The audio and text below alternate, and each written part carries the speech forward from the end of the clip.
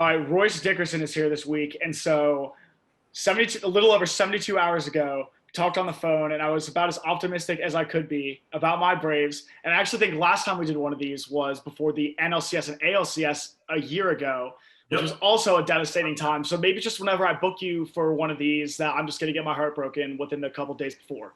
Yeah, try not to book me before like you're getting your hopes up on something. I'm always bringing the bad luck for you. Hopefully on this one I can bring you some good luck or something here if you got a vested interest in anything. That's all right. I do it to myself. Being from Atlanta does it to me. So we'll touch on baseball in a little bit, but first I want to start with some industry stuff. And I Let's do it. always love talking industry with you because you have a fascinating career path where you hear the phrase like start from the bottom a lot, but like for you coming out of school wanting to get into sports producing, you really started off in Kalamazoo, Michigan, producing an actual sports show, which is a very unique route, of course. But you want to just go into what made you want to, get into the industry. I know you played ball in college, how you ended up producing in Kalamazoo, and then how you were able to go from there to become a coordinating producer at Fox Sports, and then eventually, and we'll get into it a little bit down the road, but you moved to EA very recently as well. Yeah, so like any kid that grew up in the 90s, I love Sports Center. Like that's what we did. I was born in, early '80s, but like really coming into like my sports fandom, or early mid '90s. And I wanted to be Stuart Scott. Like that was my guy. Like I don't know anybody who like didn't want to be Stuart Scott. As a young African American male looking at it, I could see myself being Stuart Scott. So always wanted to do that, even being in, going into college. Getting to college, internships all happened, and playing ball, it's not too easy to get an internship. So I finally called up Ed Kongursky, who was the sports director at News Channel 3 in Kalamazoo, Michigan, like you said. And he was like, "Yeah, I'll bring you out. Come on, I'll show you everything." And that's when I learned that there was actually a producer behind the scenes telling everybody what to do. And that was like kind of eye-opening. Like you see the Stuart Scott, Keith Olbermann, Dan Patrick Hall, doing their thing. You're like, there's no way anybody could be telling them what to do. Well, there is. And I was like, I know somebody who likes to tell people what to do all the time, in a good way. But I was like, that's awesome. So that kind of like was my first foray into producing. And then, I was off to ESPN from there as a production assistant, where I just started learning everything I could, climbing the ladder, and it helped me get to where I am today. There you go. And so when you were working in Kalamazoo, how were you able to get the attention of Fox Sports to be able to eventually make that jump and work like within a network versus having come from local news? Yeah, I actually went from News Channel 3 to ESPN. I was there at ESPN first, and it was just almost not almost not what you know, but who you know. I had a mutual friend that worked there, so did Ed Kongursky at News Channel 3. He helped me, fill out my resume, get my reel right, and I applied. I got a call back, but I was still waiting on the second call back, and I just used Ed to help me get over that last little stretch to get in the building to get an interview. So I was lucky enough to have somebody that knew somebody there, and I was also lucky enough to have a great mentor like Ed, who showed me what to do, showed me the ropes, showed me how to do things the right way, work hard, never take anything for granted. Because when you're at the local level, as you know, like you're a one-man band. Like, I would go out, camera, everything, 3 games a night, first quarter over here, second quarter over there, third quarter over there, bust my tail back to the station, edit it up, write it up, and boom, Ed was on TV with it, within like 40 minutes of me getting back. So I always appreciated the grind. So getting to ESPN, and with the knowledge he had given me, I knew it was going to be a grind. So I was ready for it. And I owe so much to Ed for everything that he did for me back then to get me to where I am right now. And so once you got to ESPN, being there for a little bit, Fox Sports, I believe you got in kind of like when FS1 was kind of on the rise, and you worked on Lock It In, which was, I think, really one of the first of its kind as a gambling show, and you were there from the very beginning. What was that like getting in, coming from ESPN, which was, of course, very established, and then you had FS1, which was on the rise, and again, and they were looking for, I think, sources of talent in every area versus with that being like on air, production, a bunch of other behind the scenes stuff. Yeah, so when you start a cable sports news outlet, you got to get people that know how to do cable sports news, and what better place to poach talent from if you're Fox than ESPN that's been doing it for 30 years. So I was lucky enough to be at FS1 from the get-go. So it was awesome to be there. And that was one of the big reasons I left, is like, how many times are people going to say that they get to launch another network? Like, it's not going to happen. Like everything, like CBS, NBC, like nobody was going to be as well positioned to do it, had sports rights, and be that well funded to even like attempt this thing. So it was a no-brainer for me to head over to FS1 at the time. And then Lock It In came along in summer of 2018, which was my last summer with the MLB on Fox, which you can see right behind me. So I knew our EVP of content, Charlie Dickerson, from our days at ESPN, and I knew his then VP, now SVP, Whit Albin, for 8 years prior to that also. In FAFSA, the law that had regulated sports betting, legal sports betting in the United States, got overturned, and they left it up to the states from here on out to determine whether or not it was going to be legal. So like the curtain had been peeled back. It was okay to talk about it, had been becoming more okay to talk about as the time went on. And one day, unsolicited, like I kind of know how they think as show developers, I just walked into his office and was like, hey, if you're doing a sports gambling show, I want in. And he was like, kind of looked at me like, how do you know I'm even like thinking about doing that? And I was like, I don't know if you're doing anything or not, but I kind of know the way you think. But if you're doing it, I'm in. So that's where that conversation started. But getting into, being the first linear sports gambling show at the time was like, it was so much fun because there literally was no blueprint on how to do it. So we had literally a blank canvas in front of us. We would just walk into my EVP's office, blank whiteboard, and it'd be like, all right, go. Like, what's our A block? What's our B block? So that was really fun. So like at 2 stops at Fox, I got to launch a network, and I got to launch a sports gambling show. And with the cast of crew we had there, Rachel Bonetta, Todd Furman, Clay Travis, Kevin Sal, we had a lot of fun. They're still having a lot of fun. That show's still rocking and rolling without me. We built a good system there. So that was how I got into that. And I'm glad it is where it is. And you see other entities like ESPN now doing daily wager. You have streaming shows. So it's all over the place. It's going to continue to grow. So that is an area where I'm going to keep my eye on, in my new gig and see what's going on over there. But I'm all into my new gig, as we'll get to here momentarily.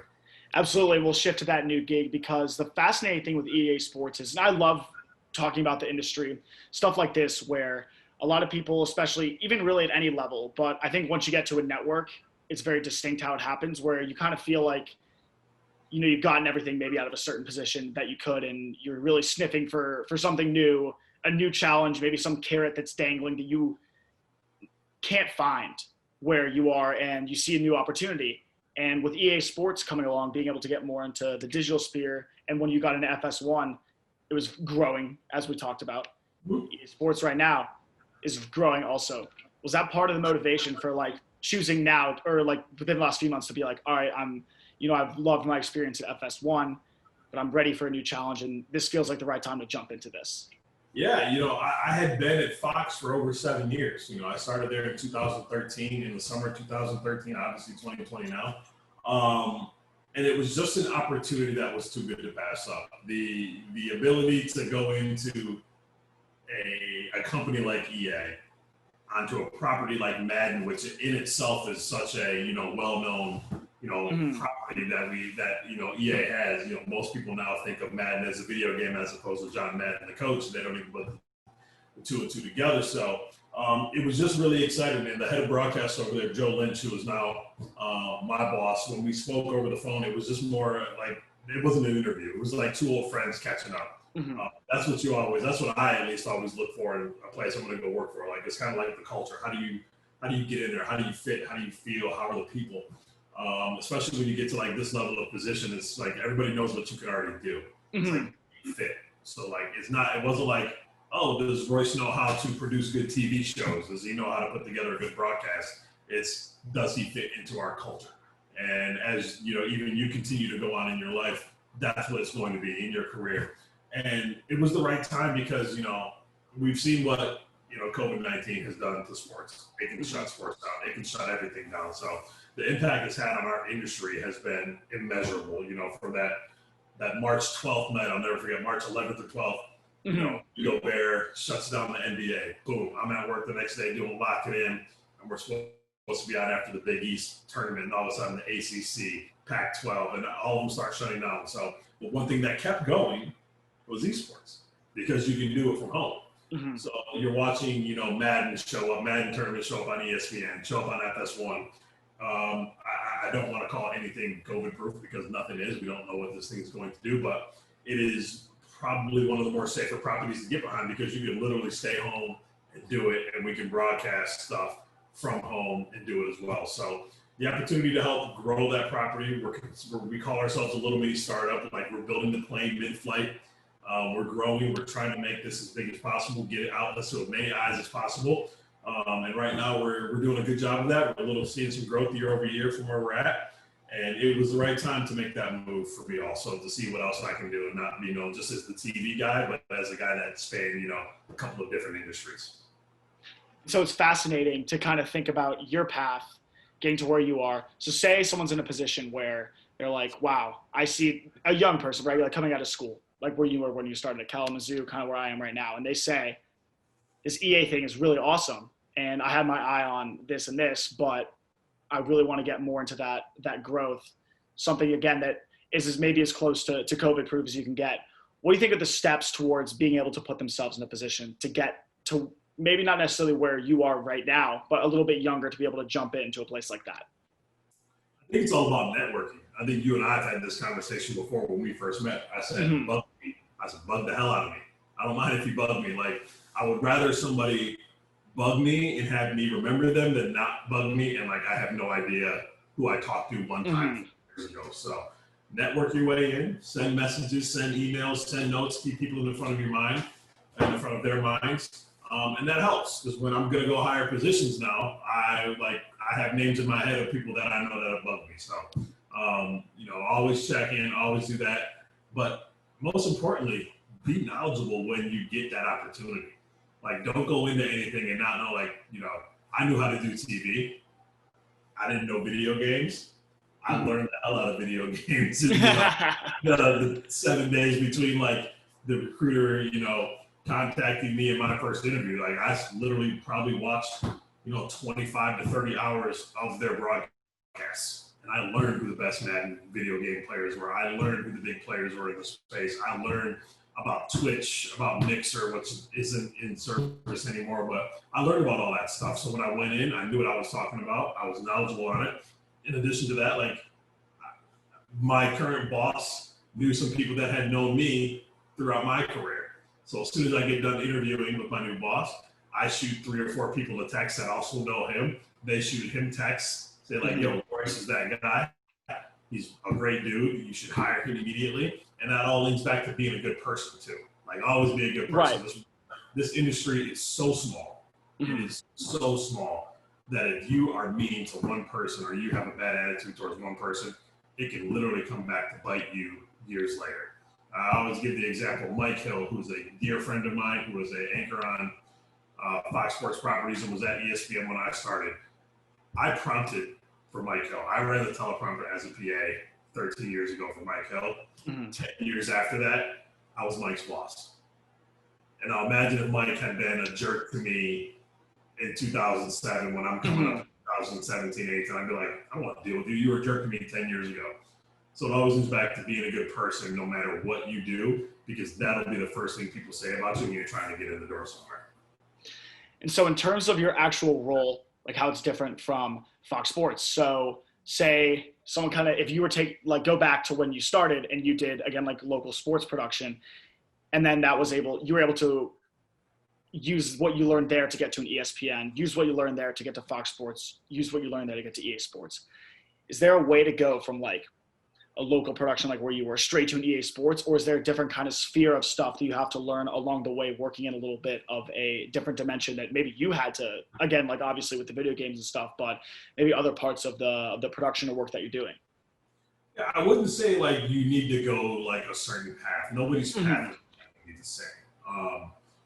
Tomorrow you could get called by, Fox Sports Southeast, and you can go from being in West Virginia to being on, Sports South, Fox Sports Southeast, just because somebody likes your tape, and you have to make 8 different stops along the way to get right. There. So nobody's path is the same. I think everything's about busting your ass. I always say I worked my tail off in between lucky breaks. know what I mean? So no matter what, I'm working harder than everybody else in the room. And if I'm doing that, good things are going to happen. So if you're even at a local, you have an experience already, you're doing work, you're doing relevant work. It's just about like getting someone to listen to you, getting an opportunity to sell yourself to somebody. You don't need to do what I did, go local production assistant, bounce all the way around, 8 different titles on the way up, boom, EA Sports. No, everybody's path is different. Just work hard. Everything will fall into place if you work hard. So I wouldn't tell anybody to follow my path, even though I had a pretty good path and I had a pretty fun path along the way. Right. Create your own path. Do what you do. Feel good about, be confident in the decisions you make, and good things will happen to you.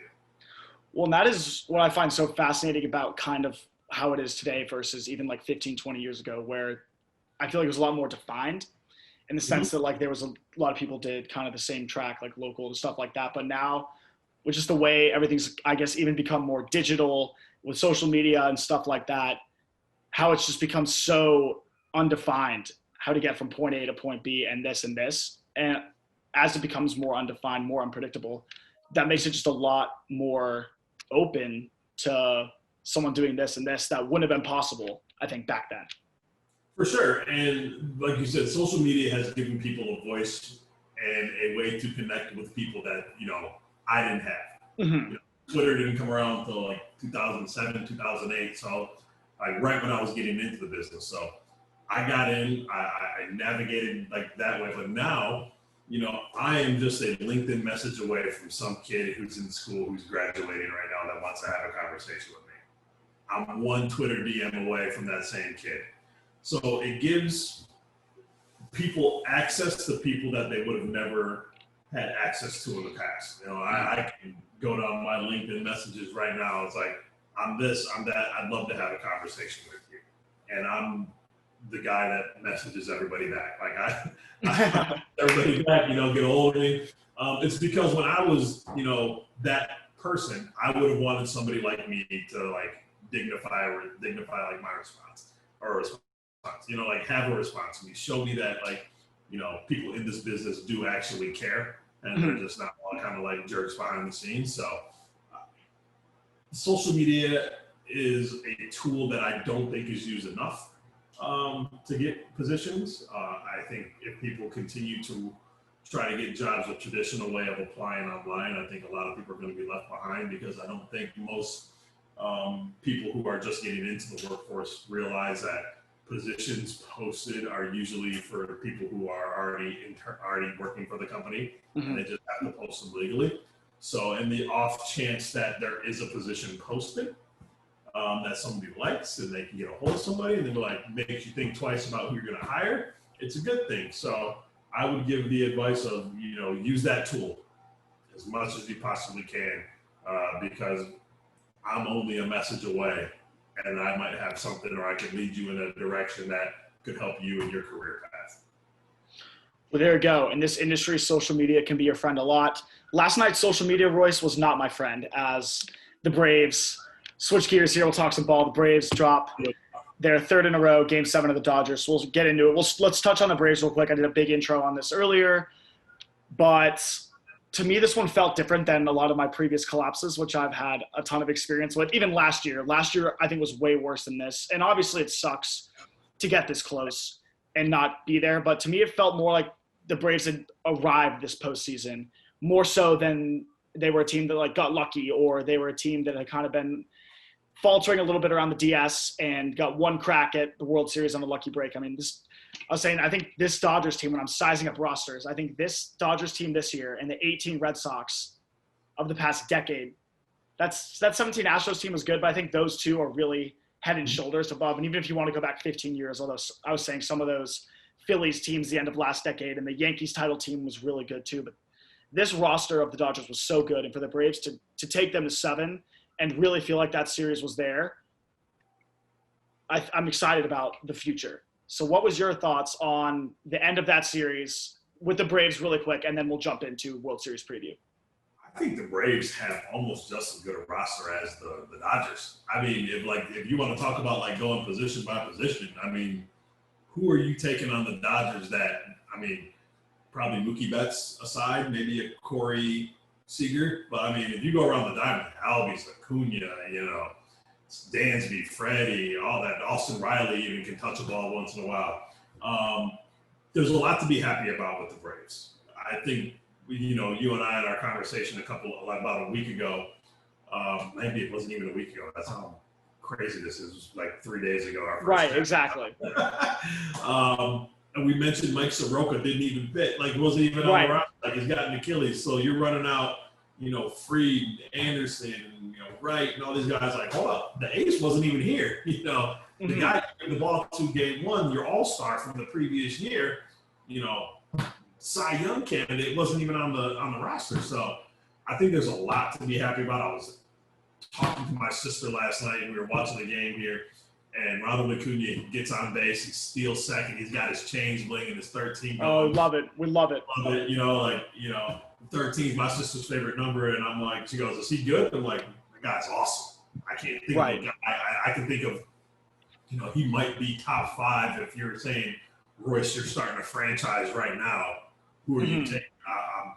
He's probably in my top 5, behind like the Trout, Betts, and then you flip a coin after that. Who are you going to pick before you take Ronald Acuna as like a, early 20s superstar? But the future's bright. A little more depth in the starting pitching staff will get you a little bit further. So you're not doing bullpen games and having Minter come out, but everybody's, kind of in this opener phase now anyway. But I still think starting pitching in the postseason is what plays. But there's so much to be excited about. That team is young. They're under control for, cheap prices for the next few years. They got a great farm system. A lot to be excited about. I would not be surprised if next year at the opening bell that the Braves and the Dodgers are the 2 teams that are the favorites out in the desert to win the National League. That being said, on your starting pitching point, just in terms of the playoffs, I think what's important too is that, obviously Ian Anderson was out of his mind down the stretch in the playoffs. That being said, though, you still only got 7 innings out of him over his 2 starts, which I think definitely wore the bullpen a little bit when you had to start going to guys in the 4th, ideally. And it's a game 7, so you can't ask for ideal, of course. But you won't want to run Matt Seck in the 4th inning and have to kind of go Shane Green after that and then still have to bring Minter out when he threw a career game the other day. So just little things like that. But what I love about this Braves team also is that we mentioned the young core. What's going to be interesting is how much the ownership group is willing to spend. Liberty Media, which has been obviously a discussion point for Braves fans because we want so badly to operate like not necessarily like Dodgers Yankees level, but like a top 7-8 market team. And this was the first year since 2009 that the Braves have had a payroll above the MLB average, which is crazy to think about. And which is over 149.6 million. But there's some free agency decisions too with Ozuna, Melanson, probably the 2 biggest ones, and a couple other guys. With this core that we talked about, right? Acuna, 22 years old. Albies, 23 years old. Austin Riley gets a lot of criticism. He's still 23. Like, this was his first full season in the big leagues. Like, these guys are only getting better. And Soroka next year, like, the thought of Soroka, Freed, Anderson, top 3, regardless of what else they do, it's just like, wow, we were waiting so long for, like, the Braves to kind of hit on that pitching. And even, like, a year ago when we were running out Dallas Keuchel and Fultonavich in games 1 and 2 of the DS, a calendar year later, we were running out pitchers who had a combined zero postseason starts from Freed, Anderson, and Wright coming into this. And they answered the bell as much as you could have. So, obviously, you never know with baseball. A short series here or there, as we saw with the Nats over the Dodgers in the DS last year. But, I mean, like you said, I think Braves and Dodgers pretty much 1-2. And the Padres will have something to say in that division. But over on the East side, I think Braves are going to be in control for next few years down the road. Yeah, and you hope that ownership knows how short these windows are to win. I mean, look at, the Royals. They had all that young talent. They got to 1, and then they won 1, and it was it. Look at teams like I'm a Cleveland Indians fan. Mm-hmm.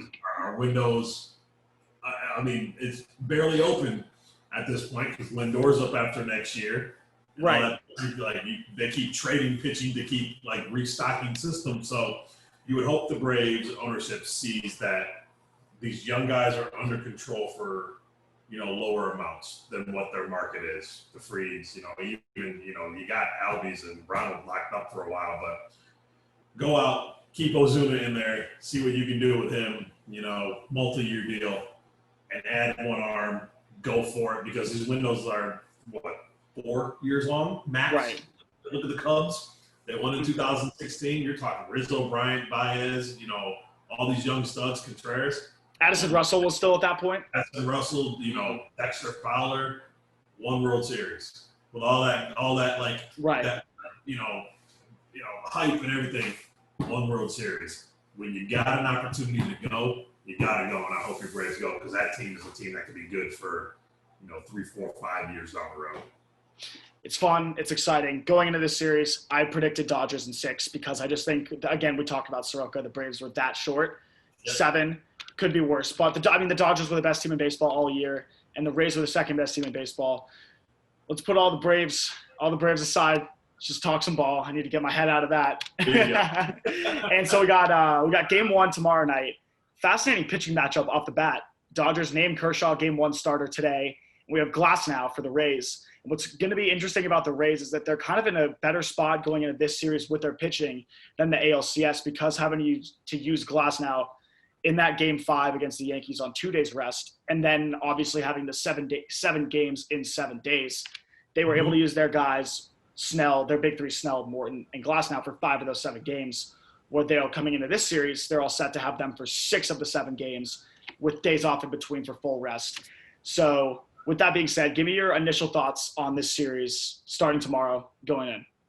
It's going to be the arms versus the offense. Like you just mentioned it. Glasnow game 1, Snell game 2, Morton on full rest game 3. And you're talking Dodgers going Kershaw, TBD, Buehler, TBD. It's that whole mix, and I like what Dave Roberts is doing, giving, Buehler game 3. That sets him up for game 7. Right. But those off days are just massive for the Rays. Like you said, 6 out of 7 games they can get out of those, 3 guys. And they have a hybrid 4th starter in Yarborough, right, who's a lefty, who is in his own right, a really good starting pitcher. So I personally think he's going to be the first one out of the bullpen tomorrow night after Glasnow. So to give them some light, because you've seen Glasnow, have struggles really getting past like the 5th inning. So there's going to be some guys that are going to need to step up big for them. But on the surface, it feels like a minimum 6 games to me.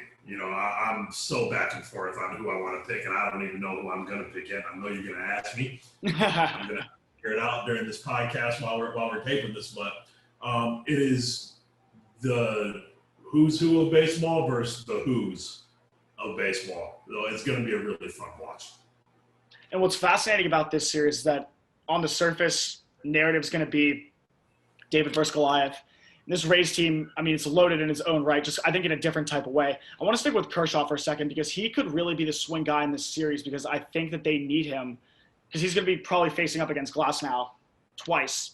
Yep. And, obviously he was supposed to go game 2 of the NLCS against the Braves, scratched with back spasms, which has been a little bit of a thing that he's dealt with for years now. It feels like kind of out of nowhere. All of a sudden you're like, wow, this really is kind of a thing every year for Kershaw now. Comes back in game 4. He's clearly not 100%. Braves they have good at-bats really all game, and then they're finally able to touch him up. I think that 3rd time through the order when Roberts leaves him out there, probably 2 batters too long. Yep.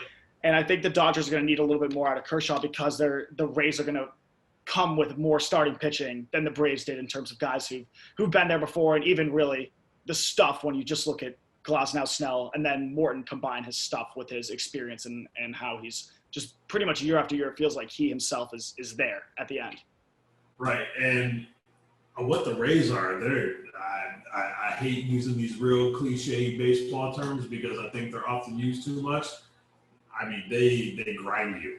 Right. They're at bats. Right. Like even guys, like Zunino, who is a strikeout, walking to the plate sometimes. Like he's got 4 homers in the postseason. Like he can pop off on you at any point. Loud gives you good at bats. Yandy Diaz, although he's not hitting right now, he's walking a lot. So he's going to be the guy that's going to play first base against Kershaw tomorrow. G-Man Choi will get the nod against the right-handers, but Yandy Diaz might not be hitting well, but guess what? He's still getting on base a lot because he's got a great eye.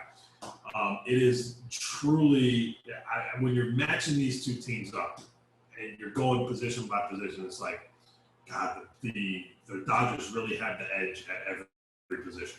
I think maybe you can make an argument, second base, Lau, when he plays there and he's playing good, the Muncy, Kike, Chris Taylor kind of triumvirate that plays on there. But everything else, you're like, man, I really don't see how the Dodgers are going to do this. But then you look at who the Rays beat on the way to the World Series. They beat the Astros, they beat the Yankees.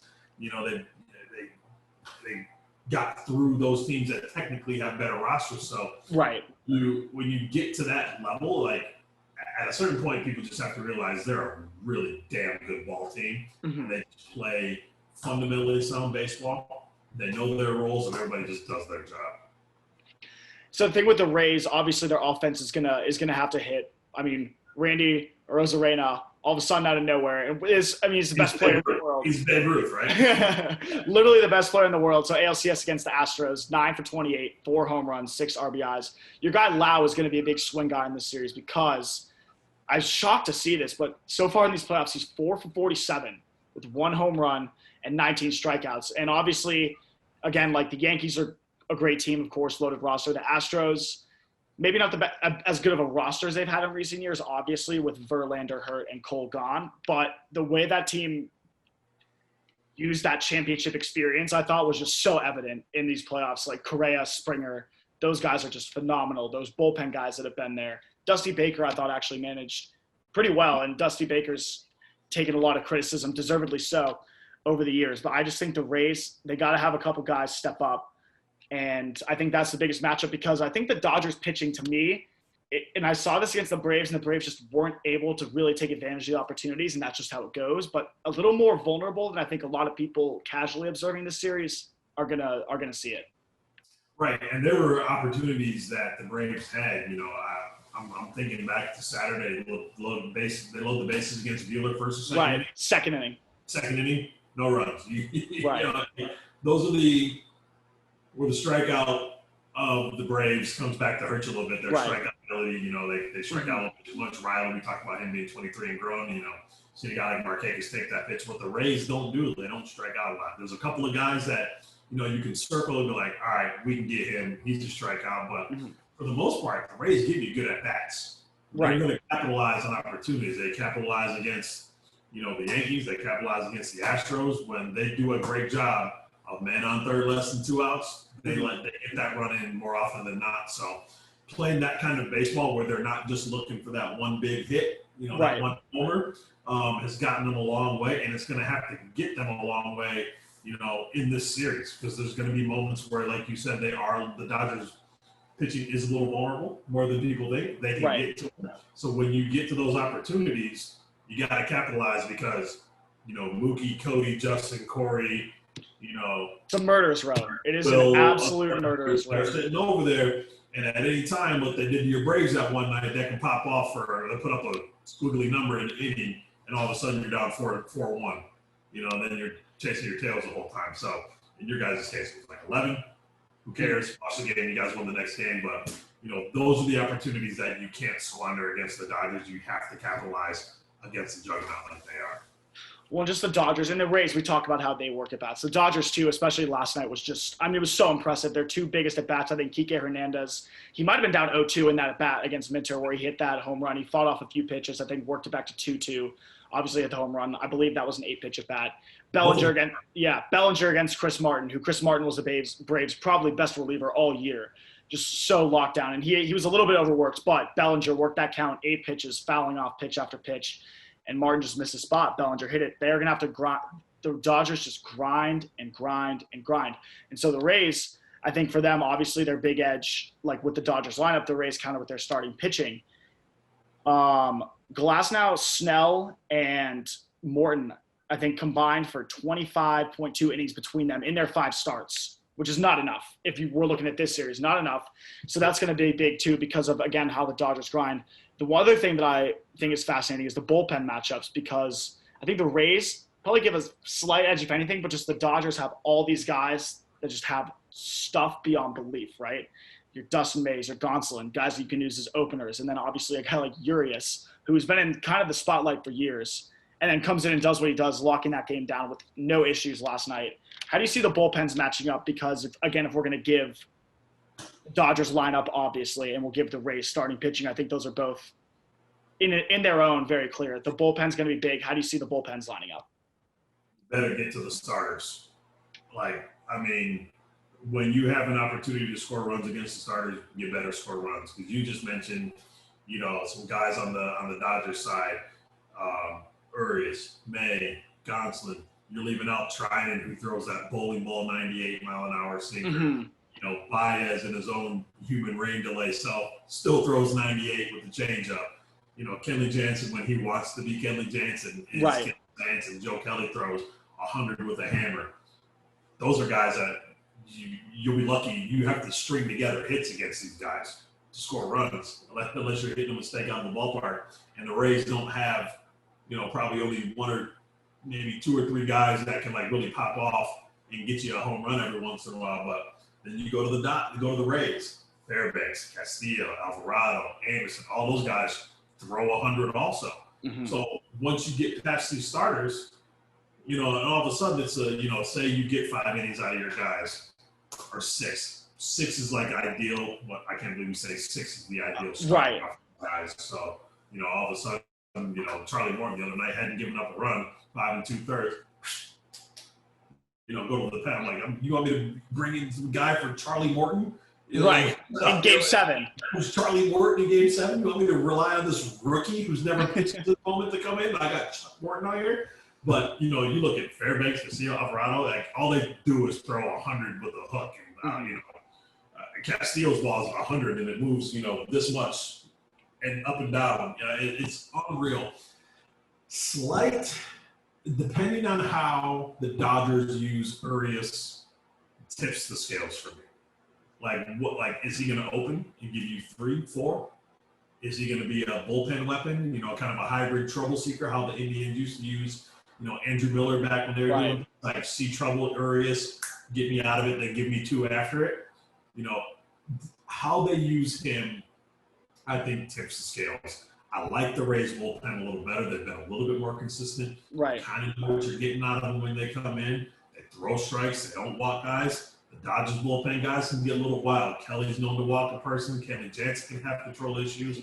Baez isn't that great. And if they're laying off Trinan sinker, Trinan doesn't throw a lot of strikes. He relies on people, chasing that sinker down and beating it down to the ground. He's not a big strikeout guy. So, with the Rays and their ability to take pitches and work through at-bats, could present some trouble for the Dodgers because their bullpen guys don't throw a lot of strikes. But I keep going back to Urias and how he's looked so far, and he's been electric.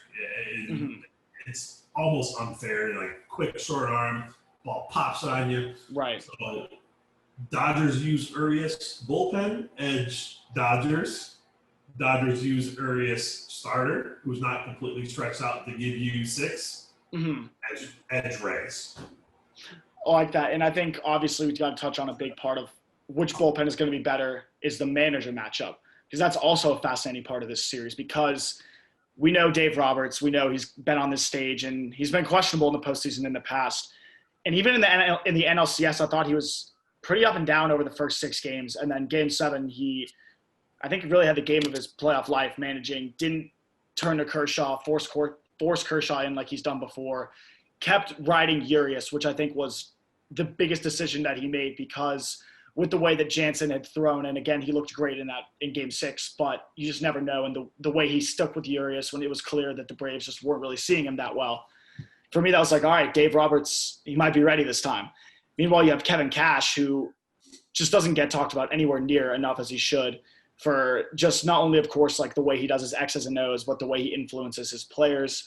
You could see that when they were going at the Yankees end of the regular season, that playoffs, how fun that was. He didn't hold back. So I think that matchup is going to be, of course, big with how the pitching staffs are managed. How do you see that matchup going between Cash and Roberts? So Roberts, obviously, we all know about his postseason moves. Kershaw, who you want to bring out of the bullpen, all this stuff, getting guys too soon, leaving guys in and pitching, out batter too long. Kevin Cash, he's been behind some really good dudes in his career. He's managed, he was a bench coach and on some staffs Terry Francona, Joe Madden, those type of guys that have been to the mountaintop and have gotten teams there and have won World Series. So I just made a bad mark for Cash for what he did to Charlie Morton in, Game 7. And Dave Roberts has been a victim of that before also. You got all those guys, like we just mentioned, that throw 100 with that nasty stuff. And you're just like, you're itching. You're like, okay, as soon as he gets in trouble, I'm going. Like, I got, a guy that's throwing, BBs down there ready to go.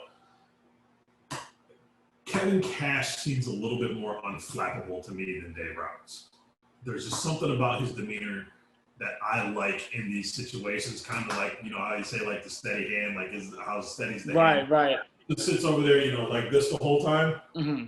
and then just pushes and pulls the right levers when he needs to, whether it's going to G-Man Choi off the bench, whether it's getting Brousseau in there against, a lefty. I can't believe I'm saying this just because of the experience that Dave Roberts has. I'm going to go edge Kevin Cash in this moment, only because he's managing with house money. All the pressure's on Dave Roberts. Every little bit of pressure is on this Los Angeles Dodgers team to win this World Series. Finally get over the hump. First time since 1988. No pressure on Cash. So I agree 100% with you there. I love Cash as a manager. The one other fascinating thing that I want to touch on here is just the way that both these teams come in, because again, you have the Dodgers coming back from 3-1, and then you have the Rays conversely. Like, I was pretty shocked they won Game 7 against that Astros team, with how that Astros team is. We talk about, again, like Springer, Carrera, those guys have been there. And the Rays, you can't really limp into a World Series berth, but pretty surprising for a team of that magnitude and how good they've been all year to go from, again, 3-0 up to tied 3-3. Do you see how these teams are coming in, flipping that narrative at all of like, oh, the Rays can take their David versus Goliath and stuff like that, and the Dodgers as like the heavyweights who have all the pressure on, when it kind of feels like they're coming in on opposite sides of that than you would expect? Yeah, you can almost look at, the Rays, they could almost say like they're kind of the Goliath of the American League this year. I mean, you look at they took down who they took down on the way to get to the World Series was no slouch. The Dodgers, on the other hand, they're it's funny when you talk about the Dodgers because they've been so close. Game 7's left and right. I just think there's something about this Rays team that I just can't put my finger on. That's just like, that's a ball club. They're united as a team. They're playing for each other. They're playing carefree. I'm almost talking myself into the Rays, so don't make me do it just yet, okay? All right. I'm trying not to, but I get what you're saying. They're coming in opposite ends, but how they're coming in, I can't see how the pressure and the weight of the world is not on that Dodger team. Yeah, I agree. I think it's fascinating on that end, but at the end of the day, the Dodgers are the Dodgers and the Rays are the Rays. So I'll go first because we're almost out of time, amazingly. Go predictions, final thoughts. I also think the one thing I wanted to touch on, which I'll lead in with my prediction, is that the Dodgers do have the advantage of having played in this stadium, which it's huge. I was there on Saturday. It is massive, having to cover all that space in that outfield again when you have, of course, in Pollock, no slouch, could play center field for a lot of teams. Bellinger, and then Betts could play center field for most teams also. I think that's a little slight advantage for the Dodgers too. We'll go prediction here. The thing is, I think the Rays have to win the starting pitching convincingly. And just having watched my team get worn down game after game after game, I just don't know, again, coming off the 25.2 innings out of those 5 starts from those 3 guys. I think I want to go Dodgers in 7, and I hate picking against Charlie Morton in a Game 7, but I just also saw Walker Buehler throw a Game 6 with everything back against the wall. And I just think the Dodgers smidge by talent on a neutral field with no pressure from fans on either stadium. I go Dodgers in 7. And I hate it because I want the Rays to win this so bad. But I'm picking with my head and not my heart. I know. So I kind of look at things kind of from like a gambler's eye also. So I, coming into things and, Dodgers, open as a $2.10 favorite, then bet all the way down to $1.95 Rays or $1.65 underdog. So people like the Rays. The numbers shortened up a little bit. So I don't know if people believe in the Dodgers are jinxed or whatnot. What is going to sway this to the Braves in 7 for me is what we saw that took down your Braves. Cody Bellinger popping his arm out of the socket. It's wow. Wow. Don't care how much he says he's fine. Going like this, popping your arm out of the socket, it's his right shoulder. People are like, oh, he's left-handed. What does that mean? His right shoulder is his lead shoulder to hit. He's gonna get so shot up to be able to even swing. You don't pop your shoulder out and you're fine. I'm sorry, you just don't. And in a series where you're gonna need your big guns to be your big guns, they're gonna need Cody Bellinger to be the MVP. I am worried that shoulder, and we haven't heard a lot on it since it happened last Right. I said, popped it out. He's fine. No big deal. It's fine. There's going to be some inflammation in there. There's going to be something in there that's going to tug a little bit. So if he's just even a little bit off, just a little bit off, and even for you, if he's a little bit off against Chris Martin last night and he misses that ball and the Braves end up winning, that can be the difference in the World Series. I like the value on the Rays. I saw a lot of sharp money come in on the Rays. A lot of wise guys like the Rays and the plus money to win. The starting pitch is going to be there. I'm going to match your 7 games, but I'm going to go Rays in 7. I like it. I think it would be a great end to a playoffs that baseball needed to go really well. I think it's gone really well. And these were the 2 best teams all year. I think we can hope for a 7-gamer. And you can tell Royce drawing on that locking in experience right there. For sure. So, you know it. This was fun as always. Always a blast with you. Hopefully next year we'll get some better conditions, or we'll do a preseason pod when I am not coming off absolute heartbreak going into this and having to pick a team that just knocked mine out of the playoffs. But thank you so much as always. There you go. You can come to the 3-1 club with me as the Indians fan who had the 3-1 lead in the World Series against the Cubs in 2016. So I believe the Cleveland Indians Twitter account actually tweeted the Braves Twitter account this morning and said, hey, the 3-1 losers rehab club meet on Tuesday afternoons. We just happen to be meeting on Monday evening. So you can give me a call on Tuesday. We can commiserate together. But always a pleasure doing it with you, Jake. Had a great time. Super proud of you and everything that you're doing, and happy to come on anytime. All right, man? Thanks, Royce.